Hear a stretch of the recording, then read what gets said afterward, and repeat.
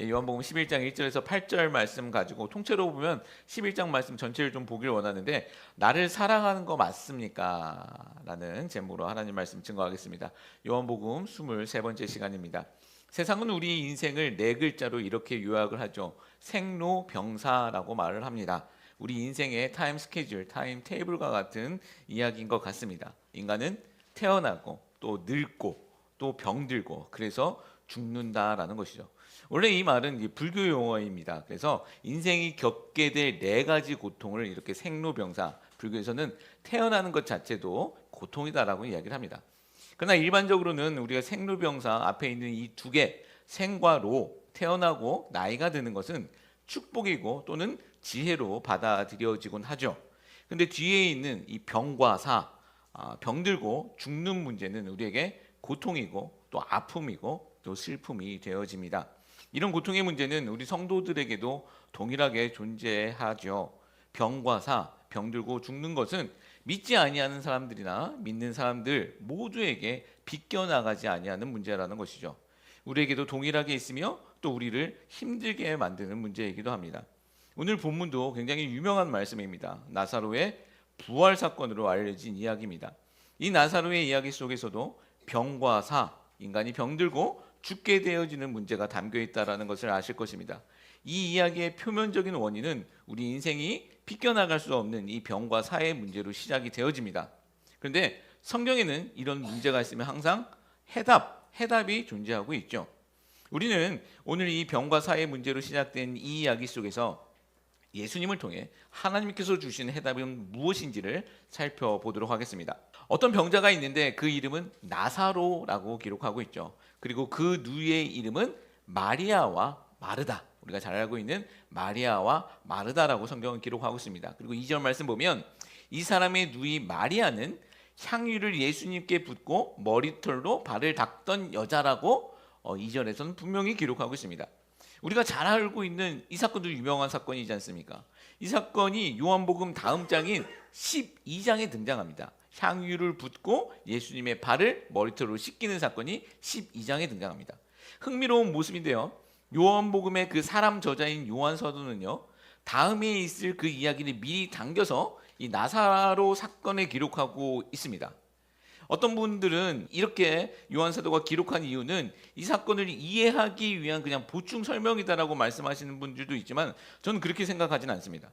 구속사라는 그 긴 한 줄기 관점으로 보면 그저 이해를 위한 설명이 아니라 이 나사로의 부활 사건과 이 마리아의 향유 사건은요, 한 가지 주제로 이어진 사건이라는 것이죠. 그 사건이 무엇이겠습니까? 어떤 주제로 이것이 이어질까요?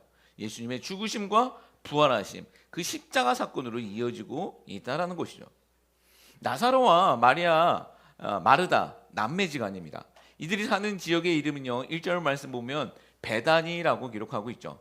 이 베다니는 지명이 예수님과 연결되어서 아주 종종 성경에 등장하고 있는 지역입니다. 이 베다니라는 뜻은 무화과의 집 또는 가난한 자의 집이다라는 뜻을 가지고 있고요. 우리가 보통 예수님의 그 공생의 사역을 3년 정도라고 우리가 생각을 하시고 이해를 하시지 않습니까?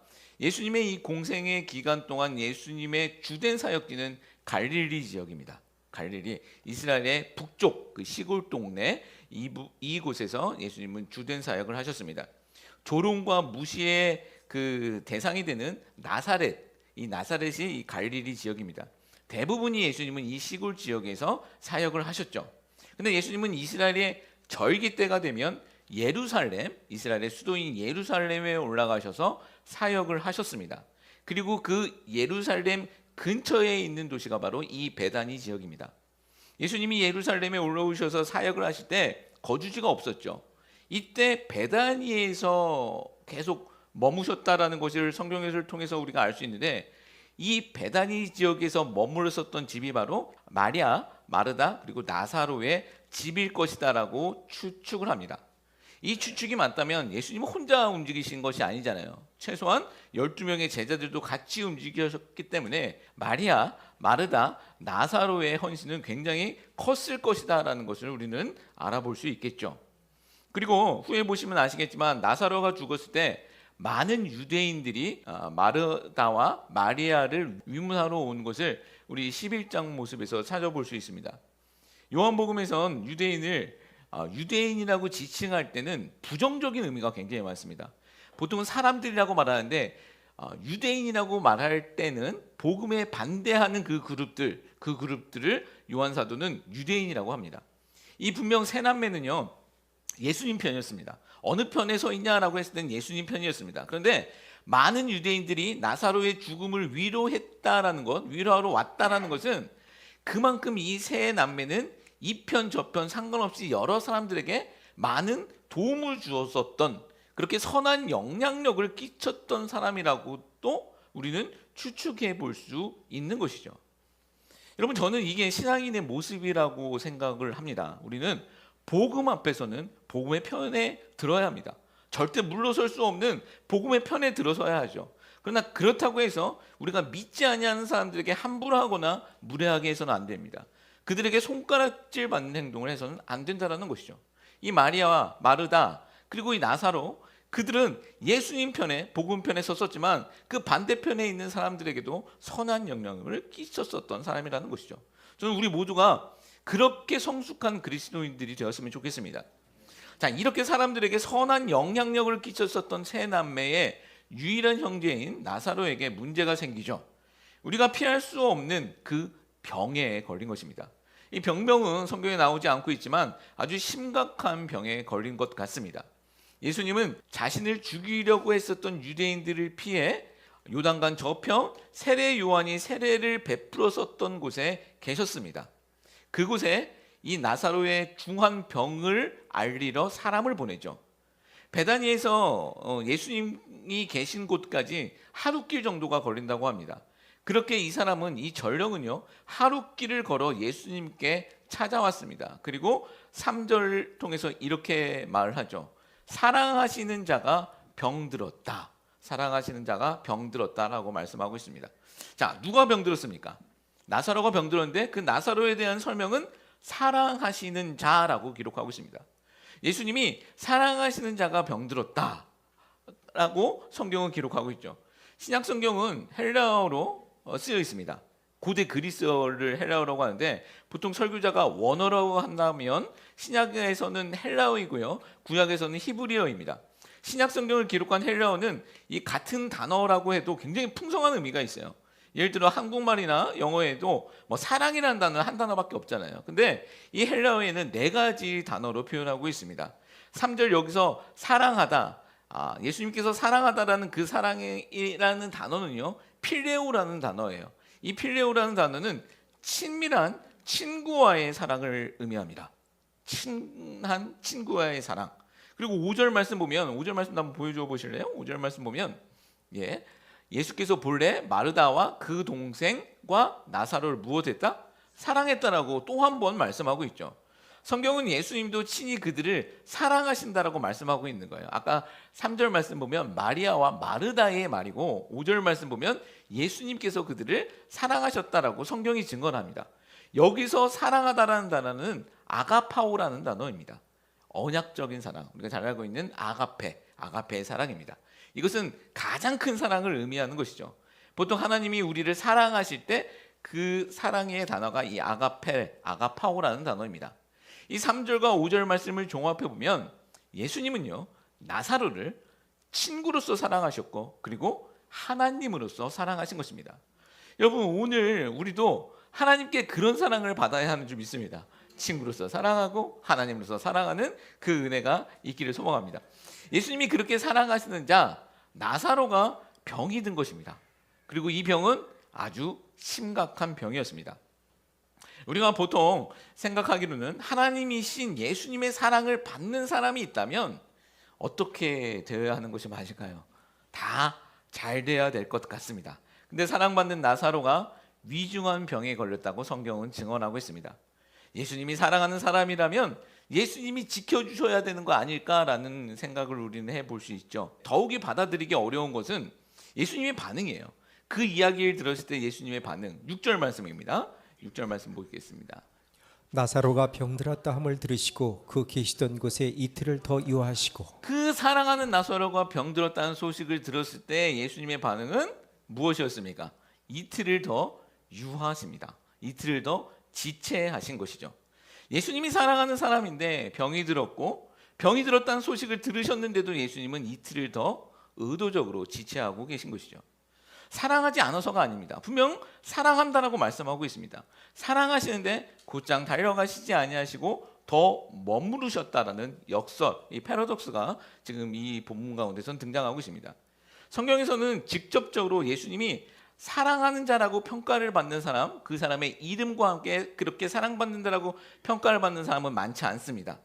그런데 그런 사랑을 받고 있었던 이 나사로, 그런 사랑의 한복판에서 병듦과 기다리게 하심의 일들이 그 안에 드러나 있다라는 것입니다. 사랑 안에 드러나 있는 것입니다. 이럴 때 우리 신앙의 모습 속에서는 이런 오해가 있을 수 있습니다. 우리는 사랑하시면 병 안 들어야죠. 다 잘 돼야 하는 거 아닙니까? 아니면 적어도 이런 문제가 생기면 빨리 해결해 주셔야 되는 거죠. 병 들었으면 빨리 고쳐주셔야죠 라고 생각을 합니다. 우리 실제로 요한복음 4장 말씀 보면 왕의 신하의 아들 예수님께서 말씀만으로 고치십니다. 찾아가신 것도 아니에요. 말씀만으로도 고치셨습니다. 가는 게 힘들면 그렇게라도 말씀만으로 고치셔야 되는 거지 않습니까? 생면부지의 사람들은 다 고쳐주셨는데 왜 사랑하는 이 나사로는 안 고쳐주십니까? 그러나 예수님은 사랑하시기에 성경은 이틀을 더 기다리고 계셨다라고 말씀하고 있죠. 왜일까요? 왜일까요? 이 말씀, 이 질문에 대한 대답은요, 4절에서 그 해답의 방향을 우리가 살펴볼 수 있는데, 자, 우리 4절 말씀 보겠습니다. 예수께서 들으시고 이르시되 이 병은 죽을 병이 아니라 하나님의 영광을 위함이요 하나님의 아들이 이로 말미암아 영광을 받게 하려 함이라 하시더라. 아멘. 자, 성경은 그 목적을 하나님의 영광으로 풀어가고 있습니다.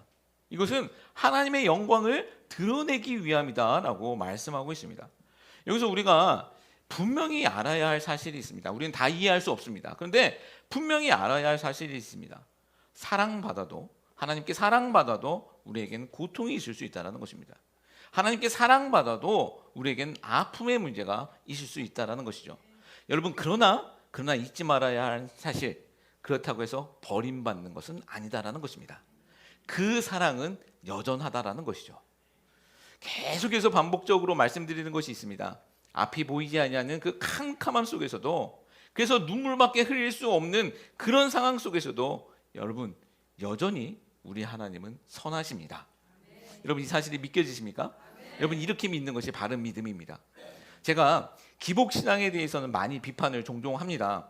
제가 매우 조심하려고 하지만 성경을 정직하게 읽다 보면 이런 비판이 나오지 아니할 수가 없다는 생각을 저는 합니다. 우리 신앙에 기복, 복을 비는 것은 분명히 필요하죠. 복을 빌어야 합니다. 서로 복을 빌어야 하죠. 그래서 예배 때마다 목사는 예배의 마지막을 축도로 마감을 하는 것입니다. 저도 일부러 이 메시지를 증거할 때마다 예수의 이름으로 축복합니다라는 말을 일부러 많이 씁니다. 저는 일부러 많이 써요. 이게 제 진심이기 때문입니다. 어떤 목사가 성도들 잘 안 되길 바라겠습니까? 정신 나간 사람 아니고는 그런 생각하는 사람 없습니다. 그런데 그게 아무리 진심이라 할지라도 예수 믿으면 무조건 잘 된다라는 말은 못 하겠습니다. 왜냐하면 그것은 거짓말이기 때문입니다. 그건 거짓말입니다. 여러분, 솔직히 이렇게 말씀 전하면 정말 편합니다. 여러분도 듣기 아마 굉장히 편하실 거예요. 예수 잘 믿고 예배 잘 출석하고 헌금 잘 하시고 그러시면 여러분 다 잘 될 겁니다 라고 말씀드리면 여러분 굉장히 편하실 것입니다. 그런데 그것은 사실이 아닙니다. 기복신앙의 전제가 무엇이냐면 예수 믿으면 무조건 잘 된다입니다. 봉사 잘하고 헌금 잘하고 목사한테 잘하면 자녀 잘 되고 하신 일 다 잘 될 거라는 그 전제가 깔려 있습니다. 이게 기복신앙의 전제입니다.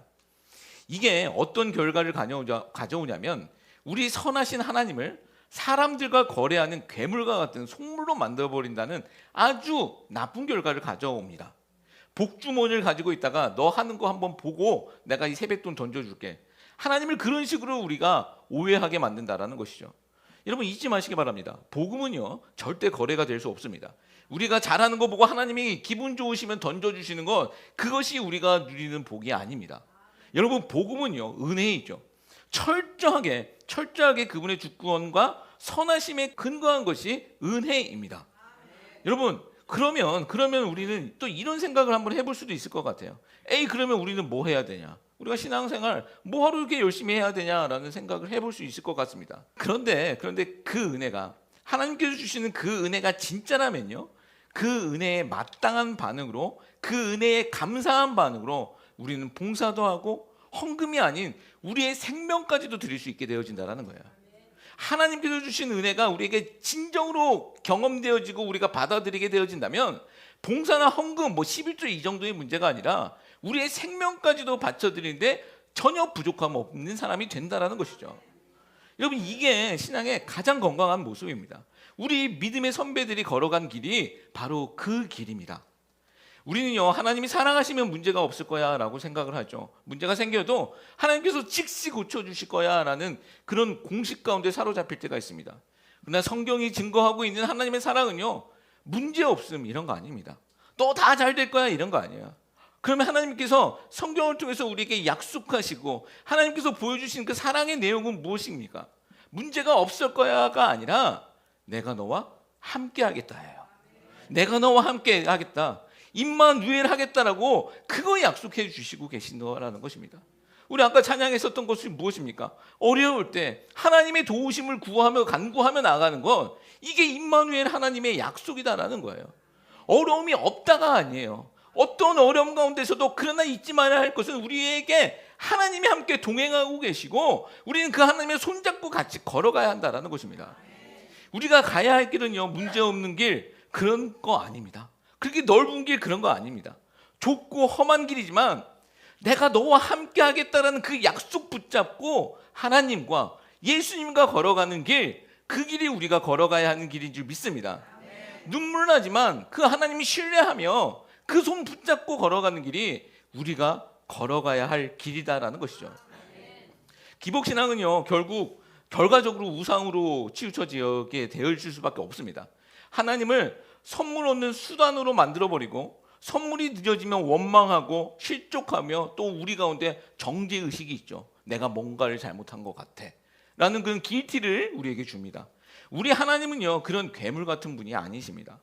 진짜 복음은요, 선물이 아닌 그 선물 주시는 분을 만나는 것인 줄 믿습니다. 선물 주시는 분을 만나는 것이 복음입니다. 복음은 그 예수님 자체가 된다는 것이죠. 그 예수님은 우리를요, 성공의 길로만 인도하시지 아니하시고 때로는 십자가의 그 험한 길로 우리를 인도하시기도 합니다. 여러분, 그 길 끝에서, 그러나 그 길 끝에는 영광의 자리가 있다는 것을 믿으시기 바랍니다. 여러분, 우리가 지금 이렇게 한 자리에 모여서 예배하고 있지 않습니까? 이 자리에서 예배하는 건 너무 중요합니다. 근데 더 중요한 것은 그 길 끝, 그 영광의 자리에서도 우리가 함께 모여야 된다는 것이죠. 한 영혼도 빠지지 않고 그 자리에서 모여서 함께 영원한 예배를 드릴 수 있는 우리 모두가 되시길 예수 그리스도의 이름으로 축복합니다. 여러분, 집으로 돌아가시면 식탁에서, 가정에서 우리 식구들 만나시잖아요. 근데 여러분, 식탁과 가정에서만 만나시면 안 됩니다. 마지막 자리, 그 영광의 자리에서도 우리 사랑하는 사람 다 만나셔야 되죠. 여러분, 그래서 가족 구원을 놓고 꼭 기도하셔야 합니다. 우리 이 감사 제목 계속 보시는 분은 아시겠지만 한 자매가 계속해서 올리는 기도 제목이 있습니다. 엄마와 같이 예배드리기 원합니다. 여러분, 그런 기도 끝까지 하셔야 합니다. 끝까지 하셔야 합니다. 영광의 자리에 우리 사랑하는 사람들 다 만나셔야 합니다. 자, 두 번째는 기다리게 하심은 부재가 아니라 준비다라는 것입니다. 기다리게 하심은 부재가 아니라 준비다. 예수님은 나사로의 병든 소식을 듣고 이틀을 더 유하시다가 베다니로 올라가십니다. 베다니에서 예수님 계신 곳까지 하룻길이라고 말씀드렸죠. 이틀을 유하시다가 하룻길을 가시니 3일 만에 도착하신 것입니다. 그런데 성경은 나사로가 죽은 지 나흘이 되었다라고 기록하고 있습니다. 이미 나흘이 되어서 썩어 냄새가 난다고 기록하고 있죠. 이 말은 소식을 전하러 온 사람이 베다니를 떠나자마자 아마 나사로가 죽었던 것 같습니다. 그렇게 하루가 거쳤고 예수님이 이틀을 들으셨고 하룻길을 건너 총 이제 죽고 나서 나흘째 그곳에 도착하신 거죠. 근데 왜 성경에서 이 나흘에 대해서 이야기를 하고 있냐면 유대 전승에는요, 사람이 죽으면 3일 동안 그 영혼이 그 시체를 떠나지 않는다라는 그 전설이 있었습니다. 탈무드에 기록된 이야기입니다. 3일이 지나야 시체가 썩기 시작했을 때야 그 영혼이 떠난다라는 것입니다. 죽음을 받아들이고 떠난다는 전설의 고향 같은 그런 내용이 있습니다. 그래서 3일이 지나야 완전히 죽었다라고 유대인들은 인정을 했습니다. 예수님은 의도적으로 그 3일이 지난 나흘에 베다니로 들어가신 것이죠. 시체가 썩기 시작하고 모든 사람이 죽었어 라고 알았을 때, 모든 것을 인정했을 때 예수님은 그곳에 들어가신 것이죠. 그렇게 예수님은 베다니에 도착하셨습니다. 사랑하는 나사로의 죽음 앞에서 그의 누이 마르다와 마리아를 그곳에서도 만나시죠. 슬픔에 쌓여 있는 마르다와 마리아 둘 다 예수님을 만나자마자 첫 마디를 동일하게 이렇게 얘기합니다. 우리 21절과 32절 말씀입니다. 무슨 이야기를 동일하게 하셨는지 봤으면 좋겠습니다. 마르다가 예수께 여짜오되 주께서 여기 계셨더라면 내 오라버니가 죽지 아니하였겠나이다. 마리아가 예수 계신 곳에 가서 배웁고 그 발 앞에 엎드려 이르되 주께서 여기 계셨더라면 내 오라버니가 죽지 아니하였겠나이다 하더라. 아멘. 자, 무슨 동일한 이야기가 나옵니까? 예수님이 여기 계셨더라면 내 오라버니가 죽지 아니했겠나이다. 지금의 이 이야기의 의미, 이 두 자매의 이 의미의 뉘앙스는 무엇일까요? 이것은 원망입니다. 예수님 여기 계셨으면 우리 오빠 안 죽었는데, 우리가 그렇게 불렀건만 속으로는 그렇게 생각한 것이죠. 생면부지 다른 사람들은 다 잘 살려주시더니 사랑한다는 우리 오빠 왜 안 살려주냐, 왜 안 고쳐주셨냐, 사랑한다면 당연히 고쳐주셔야 하는 거 아니냐. 어쩌면 우리가 이 상황에 들어가면 동일한 이런 원망을 했겠죠. 이런 원망이었습니다. 오늘 말씀의 제목처럼 사랑한다며 이게 사랑하는 거야? 라고 묻고 있는 것이죠. 우리 아이가 한 1년 좀 넘은 것 같아요. 저희 아이 만나면 이런 얘기 하시면 안 됩니다. 우리 아이가 그때 향수에 꽂혔어요. 남자애들도 그렇게 향수에 꽂히더라고요. 막 향수하면서 어떤 향수 매일같이 향수 얘기만 하는 거예요. 그러면서 이야기가 계속 향수 사달라는 그 이야기입니다. 뭐 당연히 안 사주죠. 안 사줍니다. 근데 어느 날은 그런 이야기를 하는 거예요. 이거 심각하게 엄마 아빠는 하나뿐인 아들을 안 사랑하는 것 같아라고 얘기를 해요. 의도가 있는 말이잖아요. 이럴 때 보면 우리 아이들 보면 불리할 때는 한국말 전혀 못하는 것 같지 않아도 아주 필요할 때는 정확하게 얘기합니다.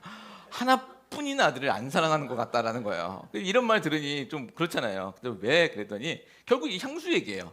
그러면서 어떤 이게 보여주더라고요. 이렇게 뭐 웹페이지를 보여주면서 이걸 사달라는 거예요. 그래서 봤더니 이 제품명이 무슨 불가리야? 불가리라는 불가리 맞나요? 예, 그거를 이제 보여주는데 가격이 터무니가 없어요. 뭐 400불이 넘는, 이게 말도 안 되는 거잖아요. 근데 당연히 안 사줬죠. 저는 이제 한국에서 불가리스 요구르트밖에 모릅니다. 내가 그런 건 사줄 수 있지만 이게 불가리 이거 말도 안 되는 거잖아요. 그래서 뭐 나중에는 이제 뭐 결국 이제 좀 저렴한 걸로 폴로인가 뭐 하여튼 그걸로 내가 사주긴 했지만 하여튼 그랬습니다. 여러분 근데 잘 아시지 않습니까? 부모가 자녀 향수 안 사주면 안 사랑하는 겁니까? 아니죠. 사랑합니다. 네, 사랑합니다. 여전히 사랑합니다. 아이에게 필요한 것이 있다면 그보다도 훨씬 더 비싼 것을 사주죠. 부모가 먹지 않더라도 우리 아이에게는 필요한 것이 있으면 사줍니다. 아이가 이쁠 때도 있고 또 미울 때도 있습니다. 말 안 들으면 미울 때도 있죠. 그러나 필요한 것이 있으면 반드시 사줍니다. 왜요? 여전히 그때도 부모이기 때문입니다. 여전히 그때도 우리 아이를 사랑하기 때문입니다. 속을 썩여도 여전히 사랑하기 때문이죠. 마르다와 마리아, 예수님 왜 이제 오셨습니까? 원망이죠. 우리 아이가 향수 안 사줄 때 우리 하나뿐인 아들을 사랑하지 않는다라고 원망하는 것처럼 뭐 그 정도의 계급은 아니지만 그런 원망과 비슷한 원망이에요. 왜 나사로 안 살려줬냐? 우리 사랑하는 거 맞냐? 라고 따지고 묻는 것입니다. 그때 예수님의 대답이 무엇인지 아십니까? 25절, 26절 말씀입니다.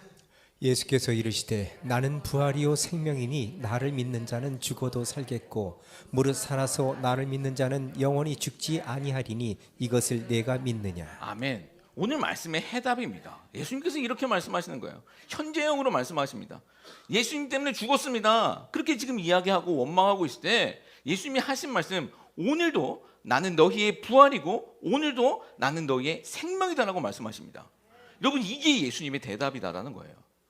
여러분 우리도 그럴 때 있지 않습니까? 어려운 일 만나면 왜 그때 내버려 두셨습니까? 왜 그때 나와 함께 하시지 않았습니까? 왜 그때 나의 다리를 부러뜨리셔도 막으셨어야죠. 왜 그때 그 인간 만나게 하셨습니까? 이런 것들 왜 이렇게 내버려 두셨습니까? 라고 원망하잖아요. 지난 세월들을 바라보면서 원망하지 않습니까? 사랑하신다며요. 나는 사랑하신다면서 왜 그랬습니까? 이때 예수님의 대답은 무엇인지 아십니까? 나는 그때도 지금도 또 앞으로도 너의 부활이고 생명이다라는 거예요. 나는 네 하나님이다라는 것입니다. 여러분, 이 예수님의 이 선언이 우리에게 진정한 위로가 되셨으면 좋겠습니다. 여러분, 이 말씀이 믿겨진다면 사실 우리가 죽는 것도 그리 큰 문제는 아니게 되어집니다. 성경에는 이런 이야기가 기록되어 있습니다. 우리가 잘 알고 있는 히스기야 왕 이야기입니다. 히스기야가 죽을 병에 걸립니다. 선한 왕이었었죠. 죽을 병에 걸립니다. 열왕기하 20장 말씀 보면 이때 히스기야가 우리가 잘 알듯이 눈물로 기도합니다. 하나님께서 그 기도에 응답을 하셔서 15년 더 그의 생명을 연장시켜 주시죠. 15년 더 살게 되었습니다. 우리는 여기까지 내용을 아마 잘 아실 것입니다. 히스기야처럼 기도해, 문제 생기면 기도해 라는 메시지를 많이 들으셨을 거예요. 예, 이 메시지 중요합니다. 이 교훈 분명히 중요합니다. 그런데 히스기야의 이 생명 연장은요, 꼭 복은 아니었습니다. 히스기야가 살아난 후 그 뒤에 성경이 기록하고 있는 이 히스기야의 이야기는요, 참 암담합니다. 참 답답하게 만듭니다. 히스기야는요, 당시 신흥 제국인 바벨론의 사신들에게 자신의 그 군중의 보물들, 이스라엘의 보물들을 자랑합니다. 내가 이런 사람이야 하며 자랑을 한 거죠. 은혜로 살아남고서 가진 거를 가지고 마치 자기가 이룬 것처럼 자랑을 합니다. 이 일로 인해 유다 왕국, 우리가 알고 있는 이 유다 왕국은 바벨론 제국의 침략을 받아 망하게 됩니다. 또 그 생명 연장 기간, 그 15년 기간 동안에 히스기야가 아들을 하나 낳습니다. 그 아들의 이름이 므낫세입니다. 이스라엘 역사 중 가장 악랄하고 나쁜 악한 왕이 됩니다. 이런 일들로 인해 유다는 심판받고 망하게 됩니다. 이게 이스라엘 왕국의 마지막 모습이죠.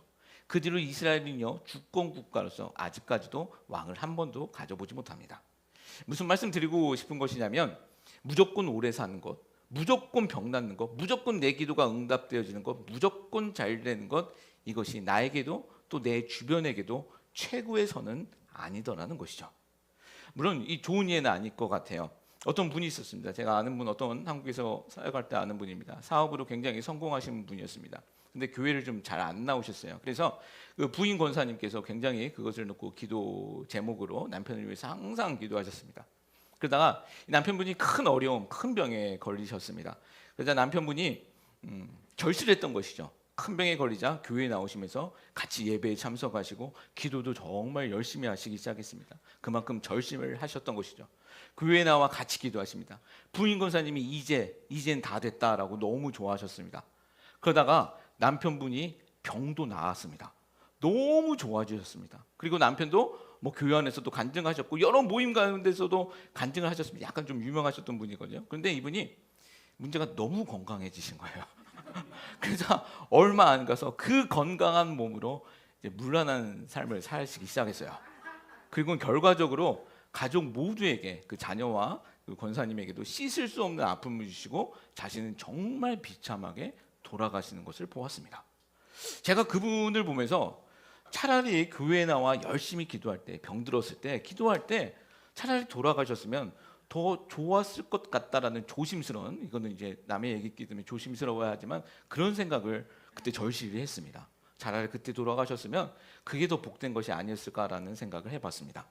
여러분, 최고의 선은요, 최고의 선은 내 방법도 아니고 내 때도 아닙니다. 오늘 내가 당장 죽어도요, 오늘 나의 모습이 내가 바라던 모습이 아닐지라도요, 예수님이 부활이고 예수님이 생명이다라는 것을 인정하는 그 순간, 그것을 진정으로 고백한다면 그때가 최고의 때이고요, 그 장소가 최고의 장소가 되어질 줄 믿습니다. 중요한 것은 그 고백이 있느냐 없느냐입니다.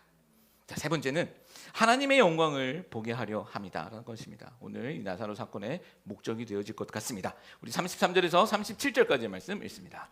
예수께서 그가 우는 것과 또 함께 온 유대인들이 우는 것을 보시고 심령의 비통히 여기시고 불쌍히 여기사 이르시되 그를 어디 두었느냐 이르되 주여 와서 보옵소서 하니 예수께서 눈물을 흘리시더라. 이에 유대인들이 말하되 그를 얼마나 사랑하셨는가 하며 그중 어떤 이는 말하되 맹인의 눈을 뜨게 한 이 사람이 그 사람은 죽지 않게 할 수 없었더냐 하더라. 아멘. 자, 예수님께서 나사로의 죽음 앞에서 울고 있는 마리아와 사람들을 보시고 33절 말씀 보면 심령의 비통히 여기시고 불쌍히 여기사 35절 말씀 보면 눈물을 흘리셨다라고 기록하고 있습니다. 여기서 비통히 여기셨다라는 것은 분노라는 의미를 갖고 있습니다. 예수님께서 분노하셨다라는 겁니다. 생각해 보십시오. 예수님은 뭐에 그리 분노하셨고 또 뭐를 그렇게 불쌍히 여기셨고 그래서 심지어 우시기까지 한 것일까요?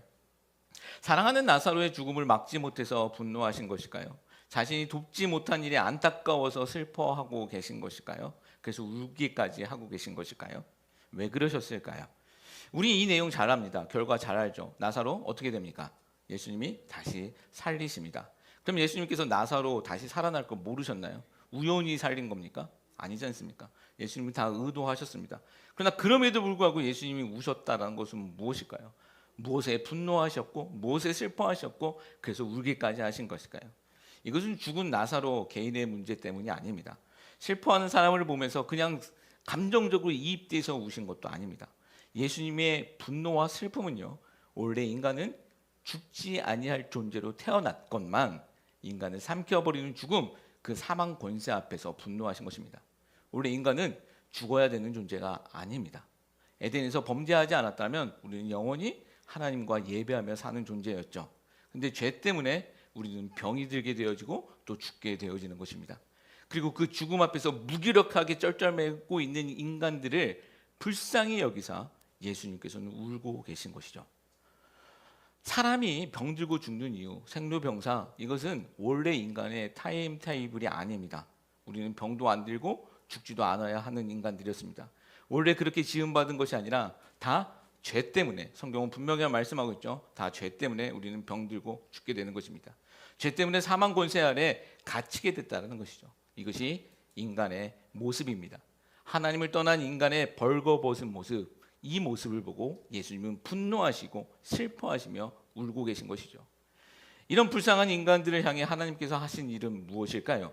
나사로의 무덤을 가로막고 있었던 그 돌을 치우게 하시고 썩어 냄새나고 있는 그 나사로에게 이렇게 말씀하시죠. 예수님께서는 나사로야 나오라라고 말씀하십니다.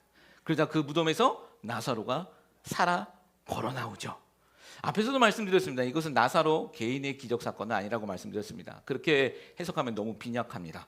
생각해 보십시오. 나사로 살아났습니다. 이건 엄청난 기적입니다. 그런데 그런 나사로 나중에 어떻게 됐을까요? 영원히 살았습니까? 아니죠. 10년, 20년, 70년, 80년 후를 생각해 보십시오. 또 죽었습니다. 또 죽었습니다. 그럼 성경이 이 나사로 사건을 통해서 이야기하고자 하는 그 결론은 무엇일까요? 나사로 죽었다가 살아났는데 또 죽었다. 이걸 말하는 걸까요? 이건 아니겠죠. 이 나사로 사건을 통해서 우리가 알아야 할 것은요, 그 캄캄한 무덤 속에서 죽어서 썩은 내가 나는 그 나사로가 누구냐라는 질문을 우리에게 하고 있는 것입니다.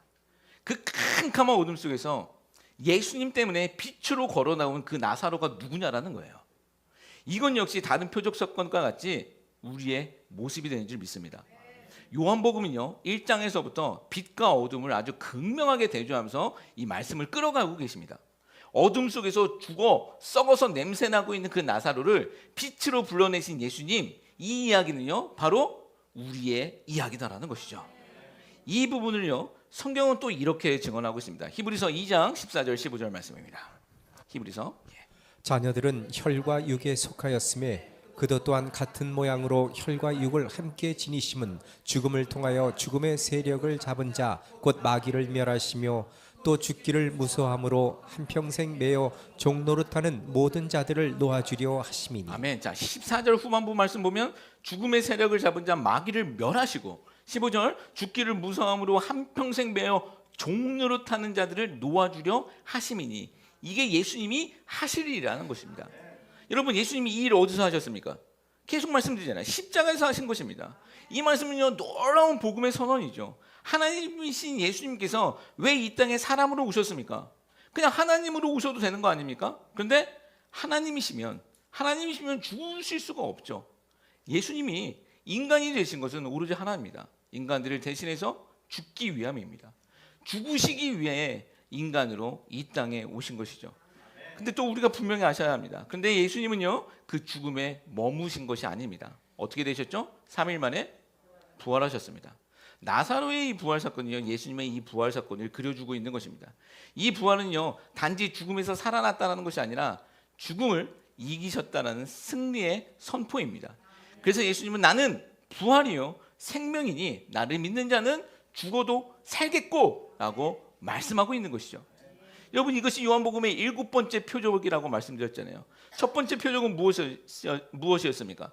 가나의 혼인잔치 물을 포도주로 바꾸신 사건. 이 포도주가 무엇입니까? 예수님의 보혈, 피라고 말씀드렸잖아요. 죽음입니다. 죽음으로 시작된 이 이야기가 7번째 표적 무엇으로 완성되고 있습니까? 부활과 생명으로 완성되고 있다는 것이죠. 이게 예수님의 사역의 모습이라는 것입니다. 요한복음은 이것을 증거하고 있는 거예요. 이것을 빠뜨리고 이 요한복음 말씀을 볼 수도 없고 설명할 수도 없는 거예요. 예수님의 이 사역을 통해서 예수님은 죽으시고 부활하시고 우리에게 생명을 주셨다, 이 말씀 증거하고 있다는 것이죠. 여러분 이 사실이 꼭 믿겨지는 은혜가 있길 소망합니다. 자, 39절 40절 말씀 보겠습니다. 39절 40절 말씀 읽습니다. 예수께서 이르시되 돌을 옮겨 놓으라 하시니 그 죽은 자의 누이 마르다가 이르되 주여 죽은 지가 나흘이 되었음에 벌써 냄새가 나나이다.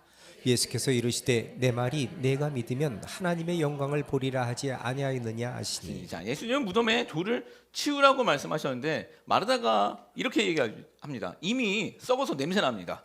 그러자 40절 말씀 보면 예수님의 말씀이 무엇입니까? 네가 믿으면 무엇을 본다? 하나님의 영광을 본다. 여러분 이 은혜가 우리 가운데 있었으면 좋겠습니다. 우리는 보통 하나님의 영광을 보여주십시오, 하나님의 기적을 보여주십시오, 그러면 믿겠습니다, 그렇게 이야기를 하지 않습니까? 그게 우리의 논리예요. 근데 성경은 네가 믿으면 하나님의 영광을 보리라. 믿으면 본다라는 것입니다. 이 믿음은 동사잖아요. 우리가 험한 길, 그 십자가의 길을 가면 영광에 참여하게 된다라는 거예요. 이 말씀은요, 부활이여 생명이신 예수님을 믿으면 그 부활과 생명의 영광에 네가 참여하게 된다는 말씀이에요. 여러분 소망합니다. 믿음으로 하나님의 영광을 바라보는 은혜, 믿음으로 하나님의 영광에 참여하는 이 은혜가 우리의 삶 가운데, 또 우리의 가정 가운데, 우리 교회 가운데 넘쳐나기를 예수 그리스도 이름으로 축복합니다. 제가 한 가지만 더 메시지를 좀 전하겠습니다. 앞으로는 좀 설교를 좀 줄이도록 하겠습니다.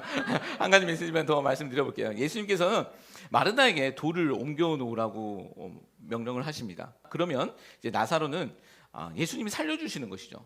돌을 옮겨, 그러면 그 나사로는 내가 살리겠다라고 말씀하시는 것입니다. 돌을 옮겨 놓아 내가 그러면 살릴 것이다. 저는 여기서 이게 신앙의 원리를 하나 생각해 보게 되었습니다. 하나님은 우리에게 할 수 없는 일을 시키시는 분은 아니십니다. 자, 생각해 보시죠. 첫 번째, 돌을 옮기는 것. 그리고 두 번째, 사람을 살리는 것. 우리가 할 수 있는 거 무엇입니까? 우리가 할 수 있는 거, 돌 굴리는 거죠. 돌 옮기는 거 할 수 있습니다. 만약 예수님께서 돌을 내가 옮길게, 네가 나사로 살려, 그러면 우리가 할 수 있습니까? 이건 못하는 겁니다.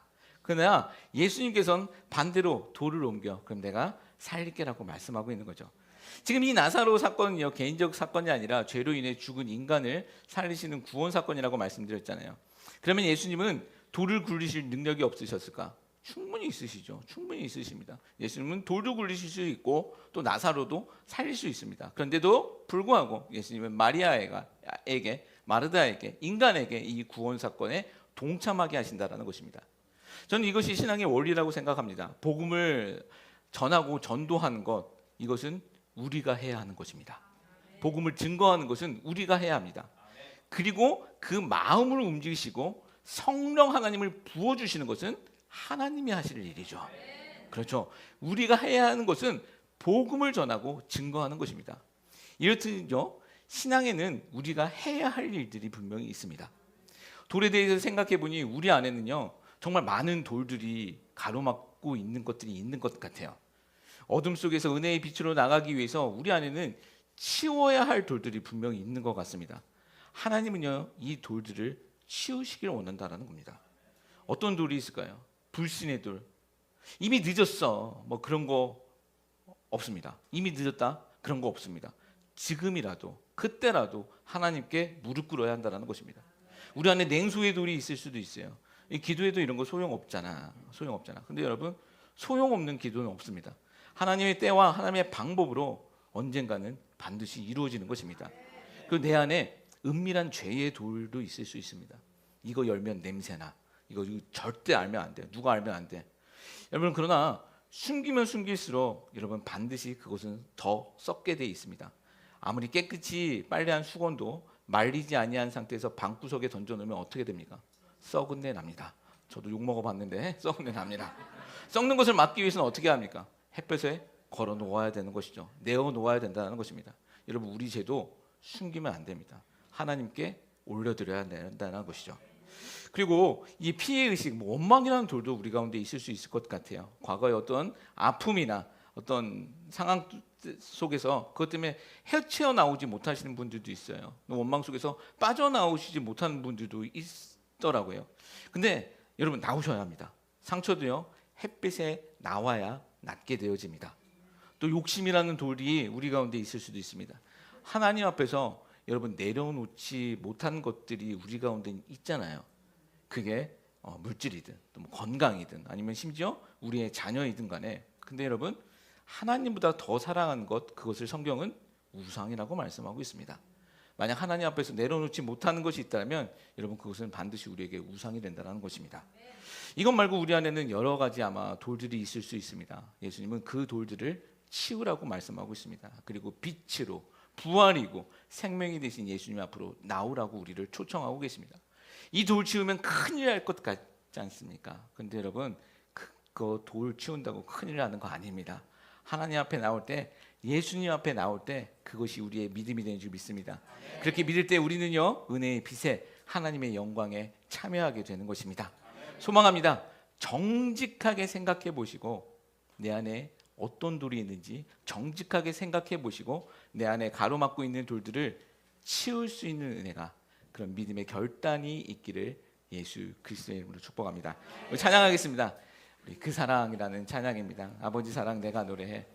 우리 하나님은 여전히 선하시고 또 우리의 찬양을 받으실 합당하신 분이십니다.